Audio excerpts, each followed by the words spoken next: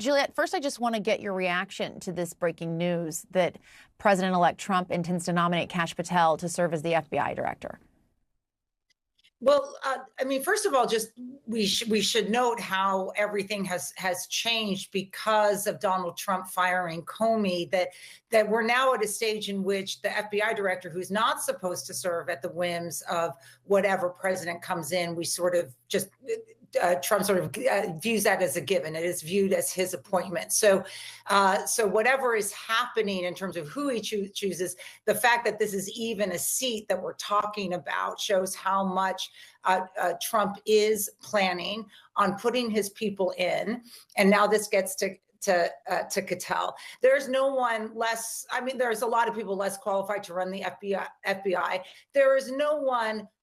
The only reason why Trump would have done this pick is for his retribution campaign.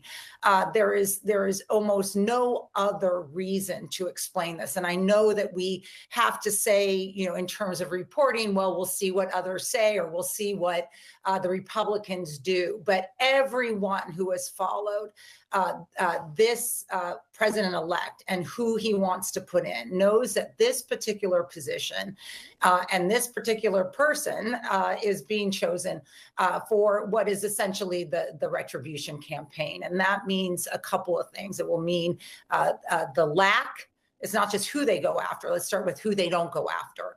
The lack of enforcement against people who might use violence, who might do things illegal, hate crimes, otherwise, in the name of Donald Trump is likely to occur. In other words, the decision not to prosecute under federal crimes is one that the FBI will be part of in terms of where they put their investigatory resources.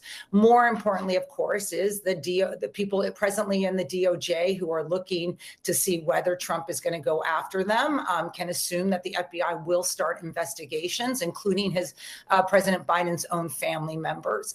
But the president-elect has also talked about looking at the 2020 campaign. He seems to still believe that he won that. That will be something that will be looked at. So there's almost no other explanation that is rational. It's not political. It's just the way you look at this is we need to believe the president-elect in terms of what he's doing. We don't have to look for another reason. He wants his person who is on a sort of burn it up tour to lead the FBI. And no rational person would look at this nomination and view it otherwise.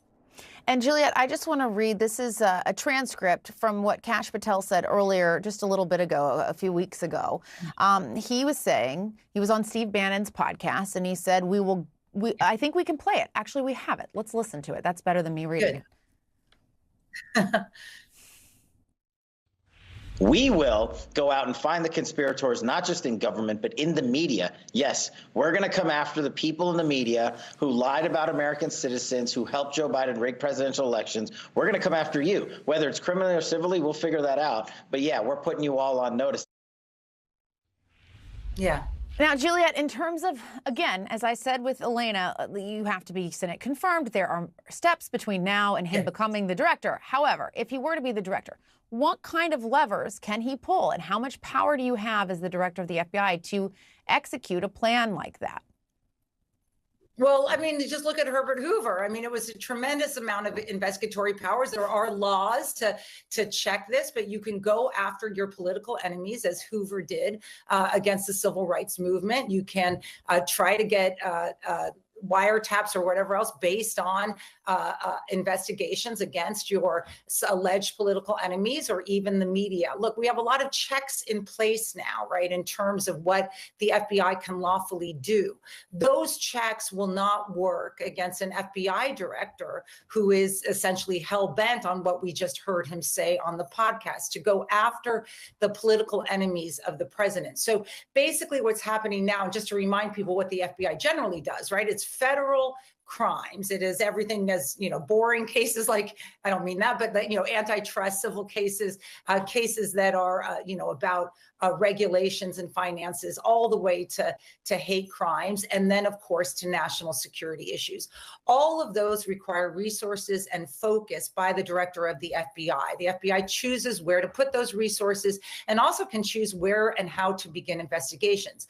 People who are the target of that, who might look around and be nervous, people who are the target of that certainly can either bring a lawsuit against the FBI or defend themselves in court should the investigation be viewed as illegal. But what you're talking about now is a lot of resources that are being used for two purposes. One is the political purposes of sort of protecting the president from the Democratic criticism. And I mean, not capital D. I mean, the criticism that any president ought to expect to face if they are president of a democracy, as well as going backwards to 2020 and to January 6th and whatever else that he wants to do to go after political enemies. There's just no other way. There's no spin. There's no, oh, he's qualified or whatever. This one is solely for the purposes of the sort of redemption tour of the president-elect. All right, Juliette, stay with us. I want to go to Evan Perez, CNN senior justice correspondent, who is here with us. Evan, look, this news just breaking tonight that Trump is intending to nominate him. However, this had been the talk for a little bit, and I'm curious what you had heard as this was kind of percolating from people you were talking to within the justice community, and what you think, how you think this could, go forward, and what might happen. Well, this has been as you pointed out, a ruminating behind the scenes in Mar-a-Lago, where people have been, of course, making their presence known to the president-elect, trying to get jobs, trying to get their positions in the incoming administration. And in the background, as he's been filling some of his cabinet posts, has been this question of what he will do with the FBI director. Now, one of the things that's interesting is that he hasn't really spoken much about Chris Wray. He hasn't complained about him really since July. So people at the FBI, I think we're hoping perhaps that Donald Trump might back away from his promise or his vow previously that he would fire Chris Wray. Obviously, that is now not. It is obviously that he's decided to follow through on what he said he was going to do. So there's a couple of things that are now playing out. The question is, does Chris Wray wait to be fired, or does he resign before Donald Trump takes office on January 20th? Donald Trump doesn't have power to fire him right now. And so that's the way this is going to go in the next few weeks. And behind the scenes at the FBI, certainly I think there's been a lot of push by people inside the Bureau, inside the Justice Department, to urge Wray to stay, because it just can't be normal that Donald Trump is the only president really who just fires FBI directors for not liking how they do their job, right? That's how Chris Wray is in this position, because Trump fired James Comey in 2017. And so one of the big questions has been, does Wray stay in the job and sort of just make the point that he's not going anywhere until he's forced to do so? And so that's what we'll see what happens in the next few weeks, because that's been certainly one of the big topics of conversation inside the FBI, inside the Justice Department, Jessica. Right, in the immediate, what happens. All right, Evan Perez, thank you so much for that reporting. We really appreciate it.